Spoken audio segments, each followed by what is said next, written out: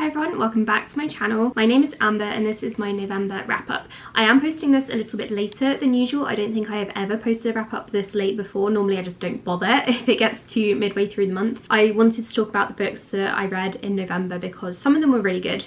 I mean, a few of them were really good, the others not so much. And I need to hurry up and record this video because I'm giving one of these books to a friend for Christmas. And I've already read a load of books in December, so I need room in my like wrap-up shelf to put December's books. That was a really rambly way of saying welcome to my wrap up. If I look a bit weird, it's because I have been ill, which is why I haven't been posting videos. November was a very, very busy month for me. We went to Iceland, we had both of our birthdays, we celebrated a lot, and then I got sick. I'm a bit worn down. I still managed to read 8 books in November, which I'm very, very pleased with. I'm going to not do these in any particular order because the pile is a mess. First of all, I'm going to talk about the only ebook that I read because I'm still in a little bit of an ebook slump, although I am coming out of it. The one that I read was The Fraud Squad. So this one is a adult contemporary book set in Singapore. The main character is, I think she's working for like a newspaper or fashion magazine, and she's really into the fashion industry. She doesn't really come from money, but most of the people around her do because it's always like the rich people who get into this kind of thing. And she is trying to make connections and move up in her career, and it's her dream to work with this very specific magazine editor. Her friend who works with her invites her along to a couple of events. She meets a guy and they don't get together, but they do become friends, and he kind of gets her a job pretending to be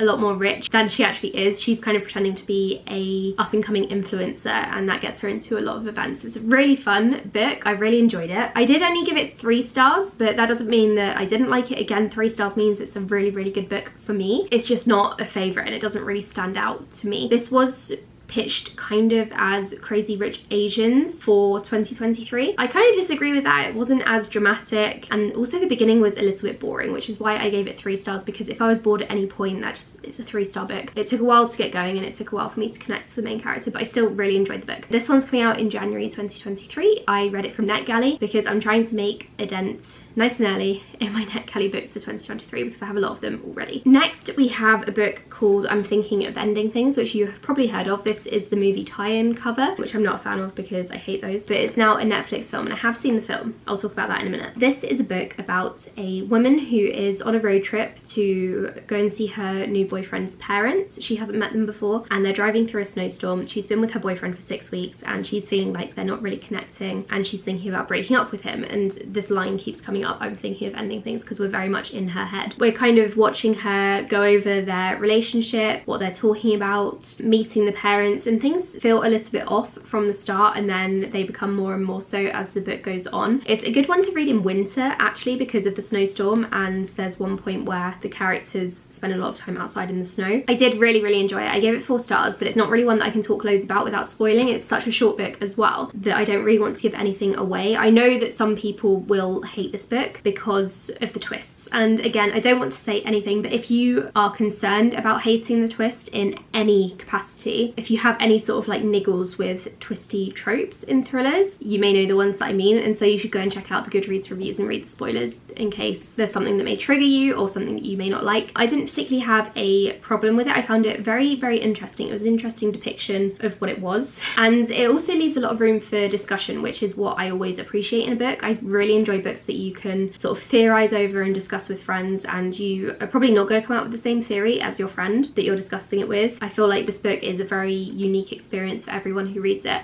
and it is one that I would like to probably reread in the future. However, I did just watch the film and the film wasn't great, so that has kind of put me off rereading the book because I've experienced the same story twice now, and once it wasn't that good. Quill watched it with me without having read the book, and I definitely feel like there were some things that were missing because I had to show him parts of this in order to sort of explain where the film was going, and then the ending of the film was a little bit weird because I think they struggled to show certain things on film which would be easier to show in the book, if that makes sense. But overall I did enjoy it and I would recommend it. Just please look at trigger warnings, and if you're worried about the twists then please look those up because it's definitely not for everyone, but I enjoyed it. Then I read the first 2 volumes of Saga. These were rereads for me. I'm recapping them for my website Recaptains. First one is about this couple who are on the front cover. They are from 2 warring nations. They met when he was captured as a prisoner of war and she was his guard. They bonded over a romance fic, which I love. I don't really hear people talking about that, but that's how the 2 of them met, and she decided that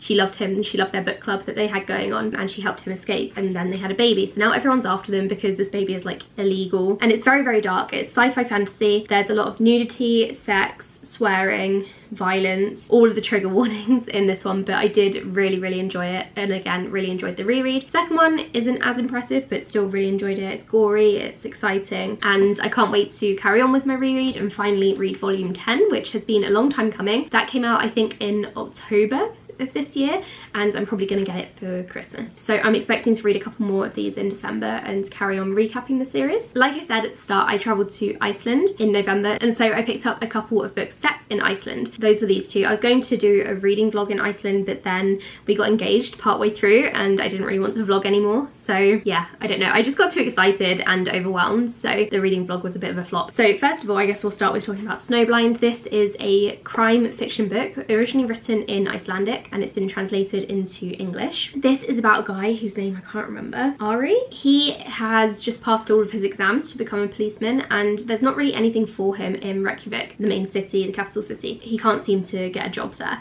and he's currently living with his girlfriend who's training to be a nurse or a doctor, I think. The only job that he can find is in this really remote village in the north of Iceland, and it's kind of through a mountain pass, and you can't get to it in winter. It's very, very remote and isolated and snowy, and he gets hired by the police station there. It's a very small police station, there's like 2 of them. When he gets there, crimes start happening. There's a death, and it's the first book in a series which I do want to continue with. I gave this one 3 stars. It wasn't anything amazing, and I don't typically love crime fiction, but I did really enjoy the setting, probably partly because I was in Iceland, although it wasn't snowing at all. It wasn't really cold when I was there. It's literally colder in the UK now than it was when I was in Iceland. So I thought it was very atmospheric. It just felt a bit cheesy and predictable and very, very fast paced. It felt very jumpy, but it's such a short book.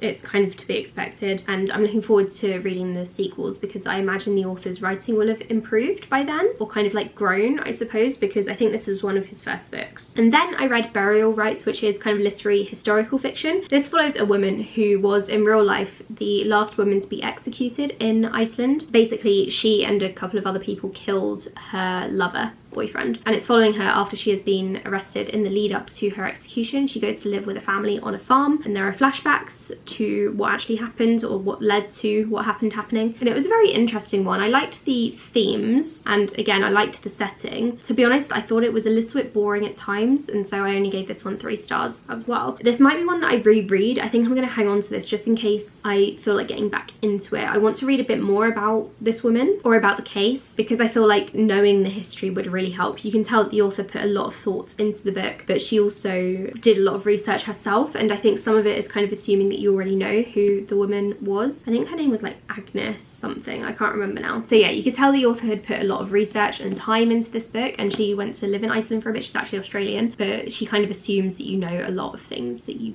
don't, and this is her debut as well, so it's not the strongest book, but I did enjoy it. I also read Prisoners of Geography, which is a non-fiction book. Sorry, you can't see the cover.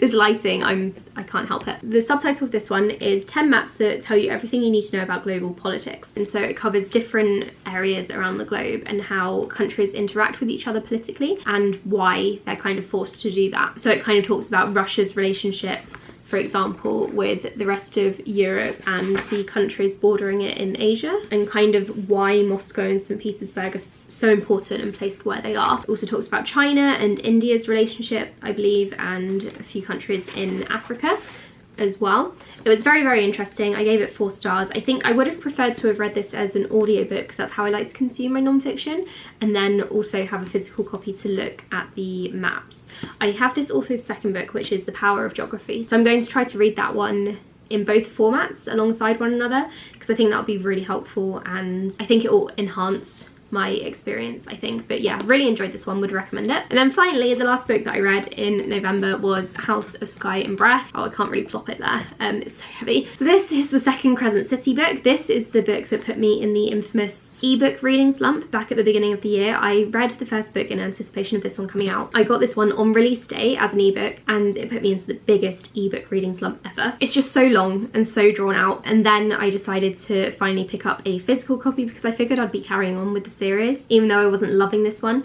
My issue with this one is there are too many points of view. So this follows a woman called Bryce, who's the main character of the first book, and she is like the main character. It also introduced a ton of other points of view. One in particular, I think his name is like Tharian or something. He's a merman, and like that's cool, but his point of view was just so pointless and needless in this book, and so was the little wolf guy. Can't remember his name, like Ian or something. It's probably not Ian, Isaac, I can't remember. But like those 2 points of view were so needless and really annoying because they kept dragging me out of the story, particularly Tharian's, because his plot line, I'm sure it ties in, but I didn't really need to see it from his point of view, so that's really quite annoying. And then the ending. Her endings always piss me off. So in the first book I got pissed off because she literally ripped the ending from Throne of Glass and reused entire sentences from the Throne of Glass series. And then in this one, I can't tell you what happens because people who love the books, or all of her books, are going to be so pleased. If you have read it, I hate the tie-in.